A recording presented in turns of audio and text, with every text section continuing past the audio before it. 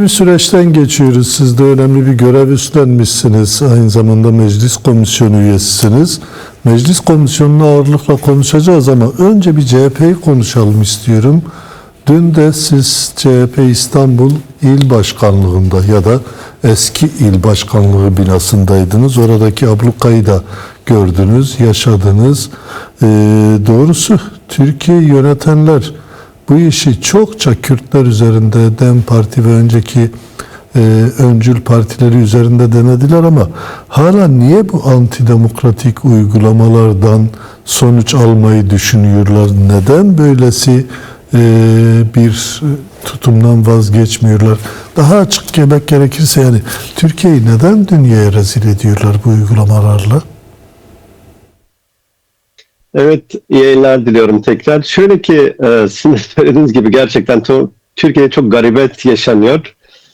Bu ülkede gerçek bir demokrasi olsaydı belki AKP gibi bir iktidar uzun yıllar, 22-23 senedir belki bu ülkede bir yönetim kademelerinde kalmazdı. Gerçek bir demokrasi olsaydı şu an uzun süreçtir baktığımızda özellikle 2015-16 yıllarında o günden bugüne kadar çok yoğun bir şekilde kayyum politikalarına sığınmış vaziyetteydi. Şimdi gelin görün ki sadece belediyelerle yeltenmiyor, kalmıyor, yetinmiyor bunlarla. Siyasi partileri de dizayn etmeye gayret gösteriyor. Siyasi parti içerisinde kendi yandaşlarının, kendi adamlarını yaratmaya gayret gösteriyor. Bu yaklaşım kesinlikle doğru bir yaklaşım değil. Biz evet oradaydık. İlk akşam gittiğimde gece 11'de ben oradaydım. Sabah 9.30-10'a kadar da oradaydım. On binlerce polis vardı. Sadece İstanbul İl Binası'nın çevresinde değil, arka taraflarda da adeta bir binlerce insan getirtmişlerdi.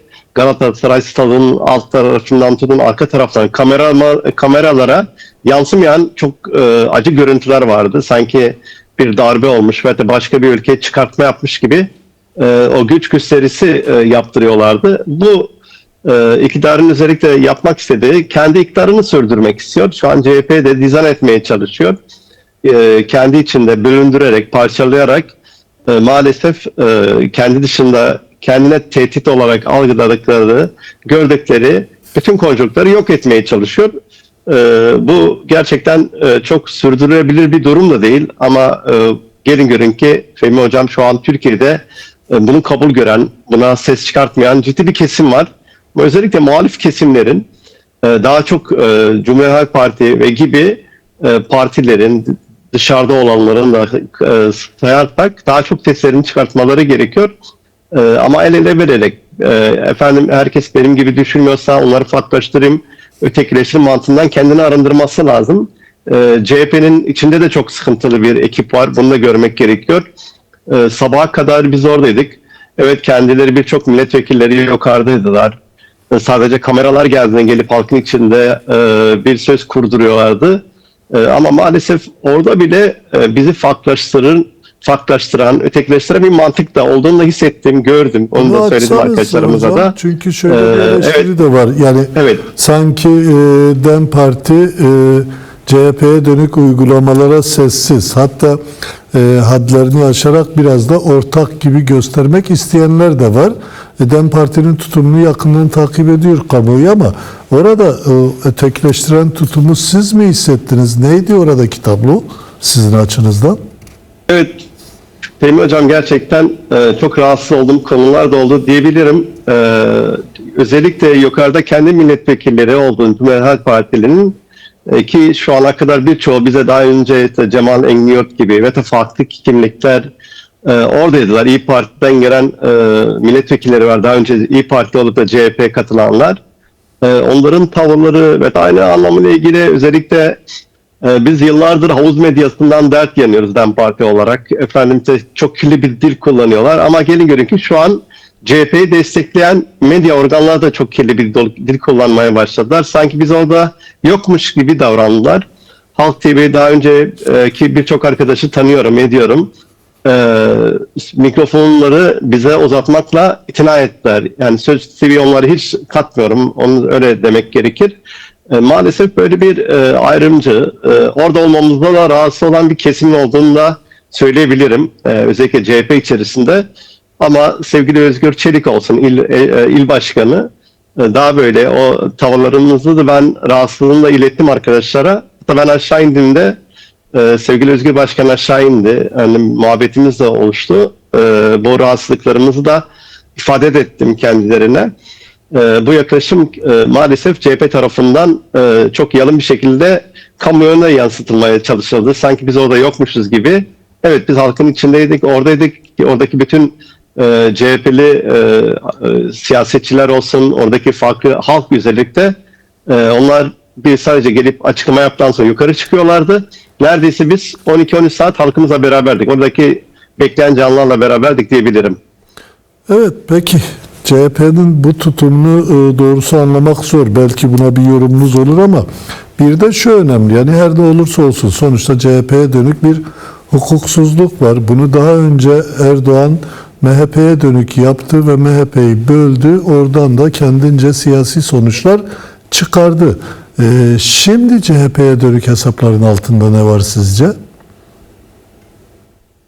Şöyle ki ben muhalefetin çok yoğun bir şekilde yükseldiğini, Türkiye'de etkin bir alan yarattığını uzun yıllardır AKP'nin arkasına takılan bir muhalefet vardı. Özellikle bu yükselişini engellemek, kendine uygun bir zaman belirleyip bence bir baskın bir zaman ile seçime gitmek istiyor. AKP'nin yaptığı bu. CHP de kendi içinde bir iç kavgaya, kendi iç meselelerine yoğunlaşmasını Ekrem İmamoğlu üzerinde, Özgür Özel, Kemal Kılıçdaroğlu üzerinde ciddi bir çerçevede şu an bir sorun var. Her yerde bu çok yoğun bir şekilde tartışılıyor, kavga ediliyor.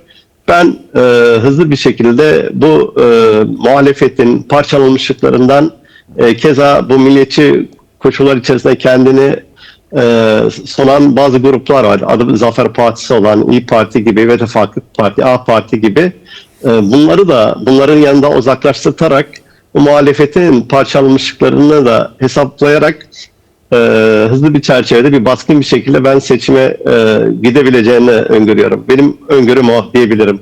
Yani sonuç itibariyle kalıcılaşmanın hesapları var. Peki bu aynı zamanda bir çelişki ama bu çelişkiyi de biraz komisyon üzerinden konuşalım. Doğrusu komisyon kurulduğunda Türkiye Cumhuriyeti Devleti'nin bu süreçle birlikte attığı ilk adımdı ve bir umut da oluşmuştu. Önce şunu sorayım. Bu komisyonun hedefine ulaşması için hangi gerekliliklere ihtiyaç var? Doğrusu şimdiye kadar bunların hangisi somut olarak komisyonda ele alındı? Evet, 5 Ağustos'tan beri komisyon çalışmalarını yapıyor. Fakat şu ana kadar sizin de belirttiğiniz gibi haber portalında yaptığım haberde de içerik anlamıyla ilgili çok eksiklikler var. Şu an toplumsal rızalaşmadan bahsediliyor. Kamuoyu bir taraftan bu barışa daha etkin bir alan yaratılması için farklı simalar çağrılıyor. Bu acılardan yürekleri yanan her iki tarafta da insanlar çağrıldı. Ama daha çok herkes gelip kendi garkını, yarına dair nasıl beraber yaşayacağız, nasıl demokratik bir ülke yaratılacak, nasıl bir barış sağlanacak buna dair bir söz kurmadı. Daha çok barış anneleri buna dair etken bir şekilde söz kurdu. Sadece sizin de söylediğiniz gibi yine biraz önce hassasiyetten bahsediliyor ama hassasiyetin tek taraflı bakılmaması, acının tek tarafta olmadığını, hani bizim de yüreğimizin yandığını dillendirdiler, söylerler ki çok yerindeydi. Özellikle onu söylemek gerekiyor. Bunun için daha çok net tavırlar takılmak lazım ama Numan Bey'in komisyon üyelerine özellikle 15 Eylül'e kadar dinlemelerine olacağını, ondan sonra 1 Ekim'de biliyorsunuz meclis açılıyor. Meclis açılana kadar etkin bir şekilde özellikle PKK kadroların gelirken özel yasa mı dersiniz, umut hakkı mı dersiniz, nasıl bir çalışma yapılacaksa buna yönelik yoğun bir şekilde çalışmalar yürütmesi gerekiyordu. Yine siz söylediniz, hatta Barış anneleri de bunu söyledi. Ve siz çağırdınız, önderlik gelsin, mecliste konuşsun denildiniz. Nerede dediler? Evet. Şimdi mesele şuna indirgenmiş vaziyette. Sayın Başkan'la, Sayın Öcalan'la görüşülmesin. Devlet görüşüyor, İmran heyeti görüşüyor. Buna ne gerek var? Tamamen farklılaştıran, ötekileştiren bir mantık. Bu mantık doğru değil. Mecliste konuşsun derken şimdi de farklı konuşmak Bu doğru bir yaklaşım da değil, doğru bir mantık da değil. Fethi Yıldız'ın geçen günlerde attığı bir tweet vardı. Evet, görüşülmemesine dair söz kuranları adeta biraz eleştiren bir noktadan bakmıştı. İvedi bir noktada bizdeki bununla ilgili çok yoğun bir şekilde DEM Parti milletvekillerimiz, bizler, parti yöneticilerimiz, eş başkanlarımız söz kuruyorlar. Komisyon üyelerimiz de buna dair de yoğun bir şekilde söz dillendiriyorlar. İvedi bir şekilde Sayın Öcalan'la görüşülmesi gerekiyor ki son görüşmesinde de sevgili Pervin Başkan'ın söylediği ve diğer komisyon üyelerimizin bize aktardıkları gidip komisyona çok anlatması gereken sözlerin olduğunu dillendirdi, söyledi. Biz de ivedi bir çerçevede sadece bu dinlenmelerle değil artık yalın bir şekilde işin muhataplarıyla ki bu PKK'nın kurucu lideri kendisi ilk başta esasında düğmede bir tarafta yanlış iliklendiğini düşünenlerdenim. İlk görüşülmesi gereken Sayın Önderlik'ti. Bunun da olması gerekiyor. Umut ediyorum, inanıyorum ki kısa zaman içerisinde bunun oluşması lazım. Oluşması için de bizim daha yoğun bir şekilde kamuoyu oluşturmamız lazım. Sayın daha Öcalan'la görüşülmemesi, bir söz kurmamız lazım. Sayın Öcalan'la görüşülmemesi, odak noktadan uzaklaşmak ve hatta çözümsüzlüğü dayatmak, bir anlamda teslimiyeti dayatmak anlamına da gelmiyor mu? Yani bu komisyon üyelerince bilinmiyor mu? İki, komisyonda gerçekten güçlü bir şekilde Sayın Öcalan'la konuşmaya karşı çıkış var mı? Çünkü CHP üzerinden böyle bir yaklaşımın sergilendiği ifade ediliyor. Şimdiye kadar komisyonda bu dillendirilmedi, konuşulmadı ama bundan sonra özellikle biz görüşülmesi gerektiğiyle ilgili komisyonun daha çok etkin bir şekilde gidip kendisiyle, Sayın Başkan'la görüşülmesi gerektiğini biz dillendireceğiz. Biz sadece medya organlarında şu anki tartışmalarda genellikle şimdiye kadar bizim böyle bir önerimiz açıkçası olmadı. Evet, biz meclis başkanı, diğer arkadaşlara, özellikle komisyon üyelerine bu söylemlerden kendilerinden söylemediler. Kamuoyunda da çok yoğun bir şekilde bir beklenti var. Bu kamuoyunun beklentilerine istinaden Fethi Yıldız gibi ve diğerleri bu sözleri kurma ihtiyacı hissettirdiler. Hassasiyet deniliyor. Hassasiyet tek taraflı değil. Yani birbirimizin diline, birbirimizin kaygılarını öncelen bir noktada bakmak lazım. Sizin de dediğiniz gibi teslim olun dili kullanılıyor şu an. Bu da çok gerçekten yürek yakıcı. Maalesef medya organlarının hangisine bakarsak bakalım, muhalefetinden tutun bu havuz medyası dediğimiz çok kötü bir dil kullanıyorlar. Tamamen insan onurunu, hepimizin böyle yüreklerini dağlayan bir dil kullanıyorlar. Teslim oldunuz, ettiniz, gelin hemen biraz önce utanmazlarsa şunu söyleyecekler: bir dar ağacı kuralım. Efendim hepinizi gelin, işte burada teker teker çıkın, boynunuza ipi organı takın. Altındaki sandalyede kendi ayaklarınızla vurun, bize zahmet vermeyin noktasında bir dil kullanıyorlar. Bu dil toplumsal barışı getirmez. Bu dil toplumun şu anki sürece olan kaygılarını gidertmez. Oysa ki böyle gerçekten insani bir dil kullansalar, birbirini algılayabilecek bir dil kullansalar, biz bu toplumun içindeyiz. Her gün Fırat, onlarca bu özel bir plan mı? Yani bu dili kullanırlarken esasen iktidar da çok fazla o dilden rahatsız olduğunu ima eden bir yaklaşım sergilemiyor. Yani bu bir yönüyle taraflardan birinin kendi elini güçlendirmek için kullandığı özel bir politika mı ya da kamuoyuna dönük olarak kullandıkları bir şey mi? Çünkü esasen sorunun böyle çözülmeyeceğini 7 yaşındaki bir çocuğa da sorsanız bilir. Ama buna rağmen böylesi bir noktada ısrarcı olmalarını siz nasıl yorumluyorsunuz? Katılıyorum, sizin de söylediğiniz gibi. Evet, kamuoyuna oynuyorlar. Özellikle bu milliyetçi cenahlardan çok yoğun bir şekilde bir ses çıkartıyorlar. Bunlara dair onların sözünü bir nevi, bakın onun karşılıklarını biz de bu sözü kuruyoruz, bu dili dillendiriyoruz. Biz herhangi vaat ettiğimiz, söylediğimiz bir konjonktür yok diyorlar. Oysa ki Kürt meselesine dair toplumsal bir bellek de oluşmuş vaziyette. Kürt sorunu olduğunu artık bütün kesimler bunu kabul görüyorlar. Bir sorun, sıkıntı var ise bunun çözümüne dair herkesin nesnel bir şekilde katkı sağlaması gerektirdiğini dillendiriyorlar. Ama gelin görün ki halen o eski hastalıklı dillerinden kendilerini arındırmıyorlar. biraz önce yine haberde de vardı. Sayın Erdoğan'ın söylediği kılıç kılından çıkarsa ne efendim söz kalır ne muhabbet kalır. Bu tehdit dillerinden artık bu coğrafyaya bir kazanım sağlamaz. Bu kazandırırsa ne olur? Daha çok tahammülsüzlükleri yaratır. Daha çok farklılaştırmaların önü açar. Biz de köklü sorunun kökeninin inkar etmekle olamayacağını, insanları farklılaştırma, ötekileştirme anlamından daha çok anlama, daha çok birlik beraberliği sağlayacak olan özgüvendir. Özgüveni arttıracak dili de dillendirmek gerekiyor. Yoksa sivil toplum kuruluşları geliyorlar, barolar geliyorlar, aileler geliyor, sözünü dillendirip koruyorlar. Ama şu an cezaevlerinde ben bundan 3-4 gün önce Bakırköy Kadın cezaevine gittim. Birçok arkadaşlarımızın infazları yakılmış vaziyette. Düşünün. Bunlara dair ki hiçbir kanuni düzenlemeye bile yapmalarına gerek yok. Bir tarafta barış diyeceksin, barıştan söz söyleyeceksin ama bir taraftan da infazları, gözlem kurulları diye bir kurul kuracaksın. İnsanları infazlarını yakacaksın. Bu gerçekçi değil. Samimi bir şekilde çalışmalar yürütülecekse her kesimin hassasiyetlerini önceleyen bir dil kullanılmak lazım. Biz de ilk günden bugün ne kadar ifade ediyoruz. Çözüm adresi İmranlı'dır diyoruz. Sayın Öcalan'dır diyoruz.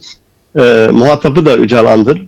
Bunun kesinlikle ikilemde bırakacak. Devlet gidip görüşüyor, heyetinizi görüşüyor. Ne gerek var diyen dil esasında çözümsüzlükten yana olan dildir diye düşünüyorum. Evet. Peki son olarak şunu sorayım. Biraz önce dikkat çektiniz Erdoğan'ın yaptığı konuşma, kılıç, kelam ve tehdit sonuç itibariyle Rojava'ya dönük tehdit. Peki bu komisyon çalışmalarını, bu tehdit dili komisyon çalışmalarını etkiliyor mu gerçekten? Komisyon gündemine gelmiş olmasa bile sonuçta ikili görüşmeleriniz vardır mutlaka. Bu tehdit dili komisyon üzerine nasıl bir etki oluşturuyor? Bir yandan tehdit, bir yandan çözüm arayışları. Bu çelişkiyi nasıl açıklamak mümkün? Gerçekten ciddi bir çelişki ve bir anlam vermek lazım bu duruma. Nedir sizce bunun anlamı? Bu büyük bir çelişki. Kesinlikle bir yandan savaş politikalarıyla Rojava'ya tehdit ediliyor. Her gün yeni sözler kuruluyor. Silah bıraksın diyor. Bir yandan Türkiye Kürtlerle barış yapmaya çalışıyor. Bu gerçekten çok ayrıştırıcı bir dil. Güven, yani özellikle kamuoyunda ikide bir anketler yapılıyor güvenin arttırımına dair. Yani maalesef her şey seçim, oy mantığı konjonktürüne göre bir mantıkla karşı karşıyayız. Bir tarafta da çok yoğun bir şekilde toplumumuzu, halkımızı tehdit ediyorsun. Bu yaklaşım doğru değil. Suriye'de oysaki binlerce Alevi katledildi, Dürziler katledildi, Kürtler katledildi. Bir nevi İsrail'in Filistin'e Gazze yaptıklarının bir benzerine uzun zamandır çok ekranlarda, çok burada haberler de yaptınız. Okullar bombalandı, ekmek fırınları bombalandı, yaptıklarının aynısını İsrail'in Rojava Kobani'ye bu maalesef bu devlet yarattı. Gazeteciler katletti. Bundan artık Türkiye'nin kendine ivedi bir şekilde geri adım atması gerekiyor. Taraflarla oturup konuşması gerekiyor. Diyalog kurması gerekiyor. Sabah akşam gideceksin. Ahmet El Şaray'la resimler çekeceksin. Gideceksin romantik bir şekilde tepelerden bir çay içeceksin. Gelip pozlar vereceksin. Ama bir tarafta Demokratik Suriye güçleriyle diğer arkadaşlarımızla tehdit edeceksin. Bu yaklaşım doğru değil. Bu komisyonu da çok etkileyecektir. Ben kesinlikle bizi de etkiliyor. Halkımızın içine gittiğimizde söylüyorlar. Bir tarafta barış diyorsunuz ama bir tarafta da Suriye'deki bizim akrabalarımıza, dostlarımıza tehdit dili kullanıyor. Niye olmasın diyen bir bizim kesimimiz de var, seçmenimiz de var. Onun için bu mevcut yönetimin özellikle Laskiye'de Özgür Suriye ordusuyla pekiştirdiği de o cinayetlerin de tarafında olduğunu biz görüyoruz. Türkiye'nin kesinlikle artık işi böyle popülizmden çıkartırıp özün nesnel bir şekilde tarafı olması gerekiyor. Sayın Erdoğan evet belki gönlüyle orada mı değil mi ama ruhani söylemleriyle gözüken o ki halen bu barış nidalarına etkin bir şekilde içinde olmadığını da biz görüyoruz. Bununla kendini belli de ettiriyor. Bu yaklaşım kesinlikle doğru bir yaklaşım değil. Hiç zaman kaybettirmeden ivedi bir şekilde şu an bugün ayın 9'u 1 Ekim'de meclis açılıyor ama gelin görün ki şu an komisyonun, bizlerin barışa dair, efendim işte PKK'nın özellikle silah bırakması bugüne kadar bir adım attığını söylenemez. Evet, iyi niyet sözler söyleniyor fakat aynı çerçevede dün Bahçeli'nin söylediği Sayın Öcalan'la görüşürsün, Suriye dair yeni söz kurulsun. Bu teslimiyetçi efendim işte dil değildir. Daha önce bir barış hamlesi söyledi. Siz dediniz ki önderlik gelsin, mecliste çağrı yapsın, silahları bıraksın dediniz. Umut Aktan'ın nerede dedi? Niye gelmedi dedi. Bence sormamız gereken bu. Sayın Başkan üzerindeki bu tecritin ivedi bir şekilde kaldırılması lazım. Türkiye'de kararlar hızlı da alınabilir. Komisyon isterse 2 gün içerisinde çok etkin kararlar da alabilir. Bunu ivedi bir şekilde meclise de iletebilir. Birkaç gün içerisinde bu sorunların, sıkıntıları bir rapor yazabilir, bir reçete yazabilir. Bunda kuşkuları hepimizin elinde. Samimilerse artık bu dilden uzaklaşmaları gerektiğine inananlardanım.